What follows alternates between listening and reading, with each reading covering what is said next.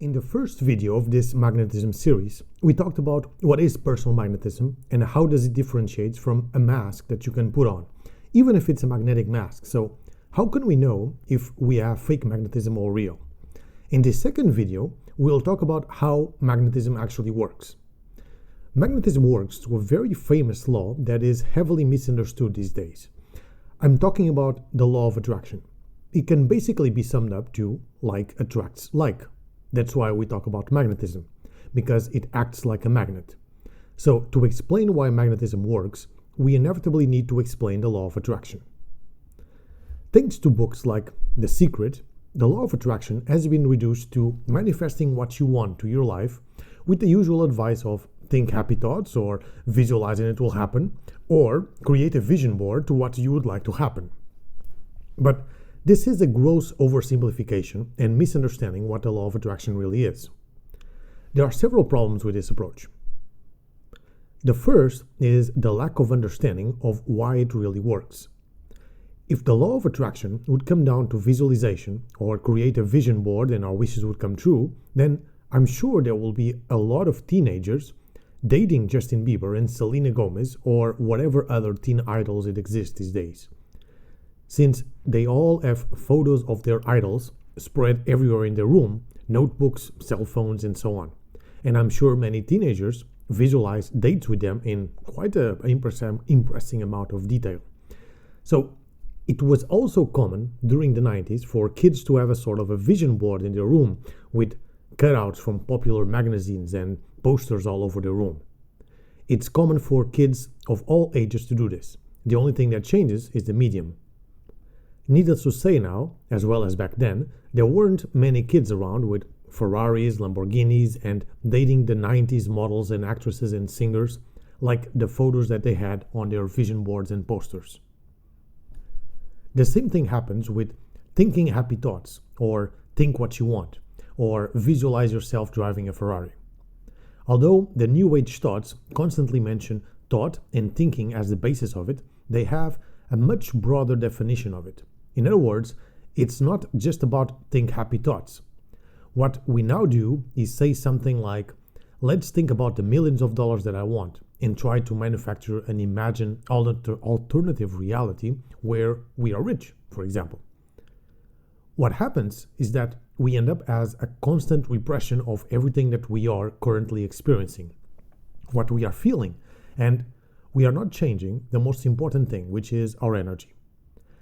Just changing what we say to ourselves, as important as that may be, is only a beginning and a first step. You need to be aware of what else is it associated with. For example, let's say that you want to be rich, and so you want to change your inner voice, your thoughts, and your mental images to everything related to wealth. That's fine. What happens normally is that you stay with the superficial aspects of your inner voice and ignore everything else. So not only you are ignoring what your energy and what the rest of your whole body is telling you, but you're also repressing what you do feel. At best, nothing will happen. At worst, you'll end up in the repressed feelings coming up in other ways that are not so beneficial for you, as we already discussed in a free course, Power of the Will. That's why an awareness over your energy and impulses and your will is absolutely necessary. The more you understand what you are currently feeling, the easier it is to work with this energy and eventually change it. The less you do this work, the more dangers you incur due to repression, and the least effective magnetism manifestation will be for you. In short, just focusing on the thoughts, on what we are thinking, is a very superficial way of working with magnetism, energy, and overall with the law of attraction. The principle of like attracts like is not just thought attracts thought. We are more than our thoughts. We are our body, energy, emotions, as well as our mind. So for the full law of attraction to work, our whole being must be vibrating at the same frequency. In other words, if you are thinking wealth and richness, your body and energy must be vibrating at that frequency as well. And that may start with a thought, but then it goes way beyond it. Many people get caught up only in the thought and say that they are thinking about wealth and richness all the time and nothing happens. Yet, when we go deeper into their energy, we understand why this is not working. Maybe their thoughts are about wealth, but everything else is not. Their magnetism is not a magnetism of wealth, hence the law of attraction will not work. The law of attraction, like attracts like, is the key to magnetism, but in a way that goes beyond thought. It's your actual energy that is the important part. The problem is that we get out of tune with our feelings, energy, and body. We just know what we are thinking about and not what our energy is actually projecting. We will attract what you are projecting to the outside world. You will attract what your energy is saying to the outside world. That's why you keep having the same type of relationships and the same type of events, good or bad, into your life. If you are okay with those relationships and those events and those behaviors, then there's not much I can add. But if you want to change, if you want to attract different things to your life, then you need to look at your energy, your body, your emotions, and your mind, not just your thoughts. Usually, I read other people writing about manifestation and magnetism as if they are a different thing, but they are not. In fact, they are two sides of the same coin. They are both about expressing and externalizing your energy, following the law of attraction of like attracts like. That's why manifestation can be an easy step up for anyone who understands and trains personal magnetism. The skills are quite similar. In personal magnetism, you first develop your energy inside, ensuring it flows as it should, and then externalize. The goal is to develop inside what you want to attract on the outside. And it seems quite similar to manifestation, right? That's because it is. Same goal, but with some nuances. First, in personal magnetism, you influence and attract the people close to you. You are projecting your magnetism like a fragrance. In manifestation, the priority is less on the people that you meet on a daily basis. Hence, the direct aspect of projection has a different importance. It's a much more broad and more generalized externalization of the energy. It's like sending a message to outer space rather than talking with a friend in a coffee shop. This has implications for the training and development of your energy, but still, the overall principles are the same.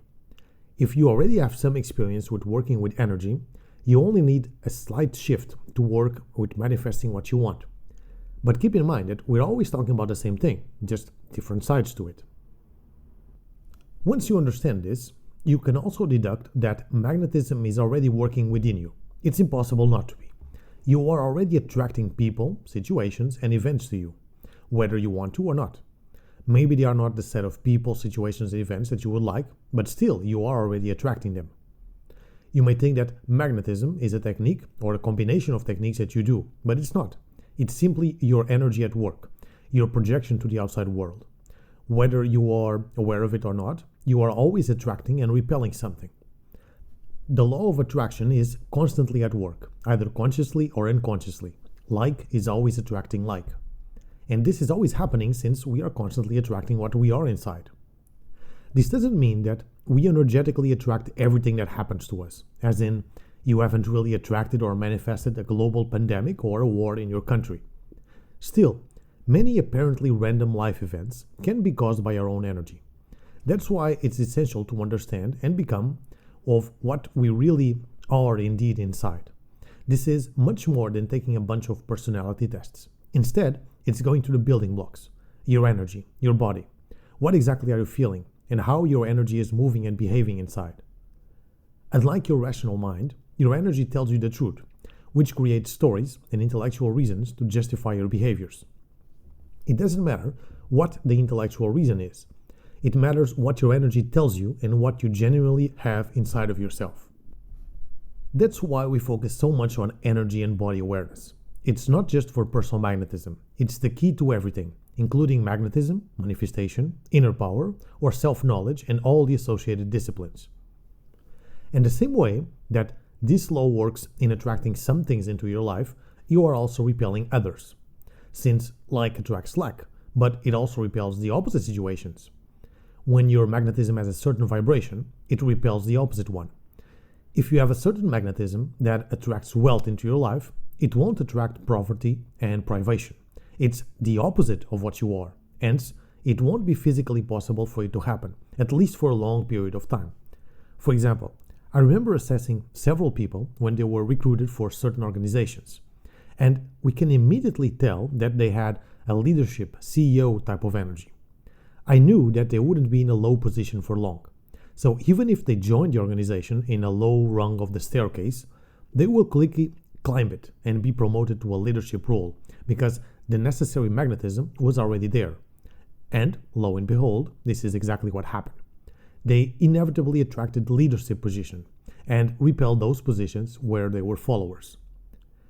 In a different example, if your magnetism is not sexual in any way, then it will be quite hard to attract sexual partners to your life. Your magnetism will be actively repelling them. People are seeking a certain kind of magnetism for sexual partners, a certain kind of energy and vibration. And if you are not offering that, in fact, you may be repelling it. An easy way to know what you are attracting and repelling is simply noticing what happens in your life. What are you currently attracting and repelling? What usually happens a lot in your life and what rarely happens? What kind of people are you attracting and what kind of people are you repelling? Who do you have in your life and who you don't have but wish to be there?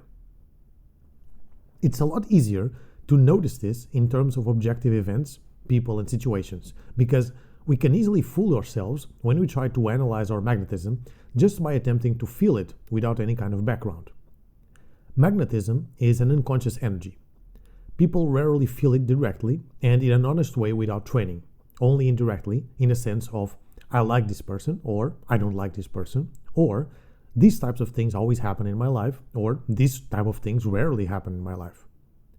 Feeling it directly require an energy awareness, but we can easily analyze it by the type of questions that I just asked you.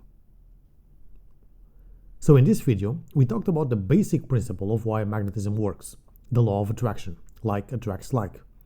And we dispelled the myths surrounding it, as well as its connection to manifestation in general, and the attractive repelling dynamic that is inherent to all magnetism. On the next video, we'll discuss the different components that your magnetism has, why you have a certain magnetism, and most importantly, what you can do to change it. See you then.